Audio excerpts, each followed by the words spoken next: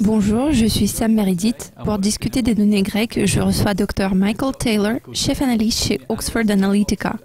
Michael, l'économie de la Grèce a montré une augmentation inattendue au deuxième trimestre, renversant la contraction du PIB enregistrée dans le trimestre précédent. Le taux de croissance s'est établi à 0,8% contre toute attente, mais comment cela a-t-il pu être possible ? C'est assez étonnant. Je ne serais pas tellement surpris de voir une révision des chiffres du premier trimestre, car il peut s'agir de quelques points de pourcentage. Il existe toujours une marge d'erreur, donc une croissance nulle maintenant contre moins 0,2% enregistré précédemment. Ce n'est pas beaucoup, mais c'est une surprise quand même, car ça montre une accélération de 0,8% par rapport au trimestre précédent. La seule chose qu'on puisse déduire à partir de ces chiffres est que cette croissance provient de la consommation. Les gens ont retiré de l'argent de leur banque et peut-être ils en ont dépensé, ce qui veut dire qu'ils dépensaient ce qu'ils avaient épargné. Nous voyons certains signes d'amélioration en termes de vente au détail et de chiffre d'affaires, bien que les indicateurs soient majoritairement en baisse. L'emploi a légèrement progressé, pas beaucoup, mais je pense que cette croissance est plutôt due aux dépenses des économies. Les actions européennes ont chuté mercredi dernier et la bourse d'Athènes a clôturé en baisse d'1,93%. Est-ce que ça va constituer un point de préoccupation pour les investisseurs ? Jeudi matin, nous avons observé un rebond. C'est un peu comme les montagnes russes. On monte, puis on descend, et évidemment, le nouveau rebond a été dû aux chiffres du PIB. On ne parle pas d'une chute importante comme celle qu'on a vue à l'ouverture après la fin de la période d'inactivité il y a quelques semaines, donc ce n'est pas du tout pareil. Pour ce qui est du long terme, je pense que c'est le secteur bancaire qui représente une préoccupation majeure. Il y a eu pas mal de discussions à propos de la recapitalisation.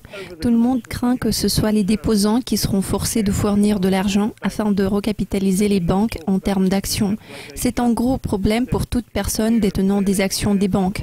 Donc, on peut dire que la bourse grecque réagit de façon rationnelle. Les perspectives ne sont pas très roses.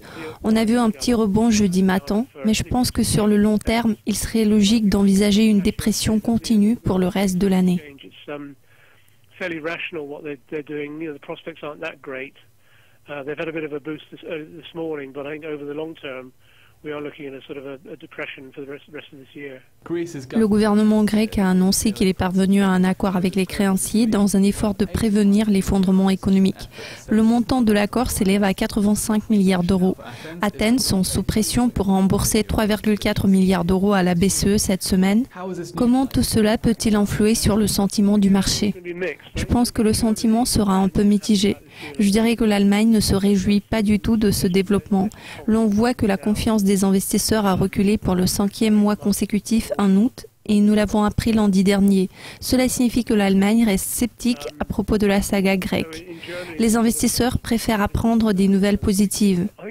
Les investisseurs n'accordent pas trop d'importance à ce développement, mais il paraît qu'on a pu échapper au Grexit, ce qui aurait été désastreux. Pour le moment, la situation évolue et l'essentiel, c'est que le problème du Grexit ne soit plus à la une.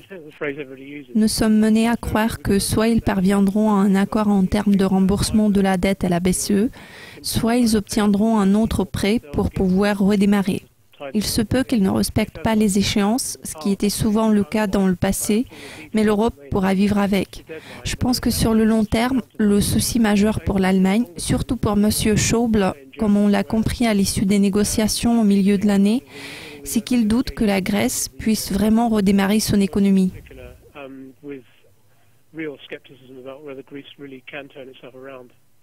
Michael, merci de vos commentaires. Restez à l'affût de nos mises à jour régulières tout au long de la semaine. Au revoir.